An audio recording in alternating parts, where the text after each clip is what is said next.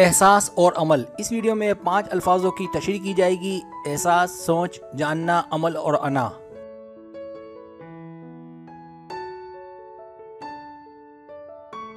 احساس محبت کے تجربے اور اظہار کا راستہ ہے۔ اس راستے میں آپ کے تمام جذبات ایک نقطے پر مرکوز ہو جاتے ہیں۔ اپنی ذات اور خاندان سے محبت، کسی انسان سے محبت، انسانیت سے محبت میں تبدیل ہو جاتی ہے۔ اس کے اظہار کی اعلیٰ ترین شکل یہ ہے۔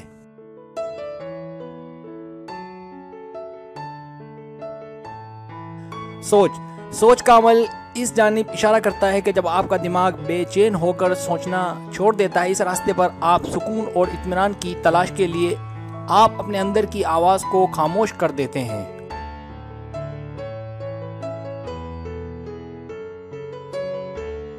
جاننا، یہ سوچنا جاننے میں تبدیل ہو جاتا ہے، جسے حکمت کہتے ہیں۔ جتنا ذہن صاف ہوگا، آپ کی ذہانت مسائل کو غور سے دیکھتی اور حل تلاش کرتی ہے، جسے آپ جاننے کی صلاحیت کہتے ہیں۔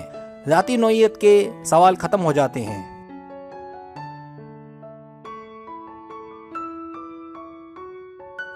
عمل اس راستے کی طرف اشارہ کرتا ہے جب آپ خدا کی رضا کے سامنے سر جھکاتے ہیں۔ اس راستے پر آپ کی انا کا کنٹرول آپ کے عمل پر کمزور ہو جاتا ہے۔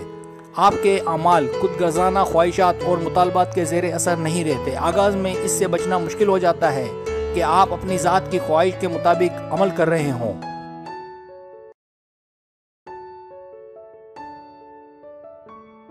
انا، کیونکہ اگر آپ مکمل طور پر بے غرض ہونے کی کوشش کریں گے تو آپ کو اطمینان حاصل ہو رہا ہوتا ہے۔ تاہم بعض اوقات عمل انا سے آزاد ہو جاتا ہے، آپ کی ذات کے باہر والی قوت کے زیر اثر آ جاتا ہے۔ دوسرے الفاظ میں، اپنے ذاتی اعمال سے لگاؤ خدا کے احکامات کی تعمیل سے کم ہو جاتا ہے۔ اس راستے کی تکمیل تب ہوتی ہے جب آپ کا عمل خدا کی مرضی کے تابع ہو جاتا ہے۔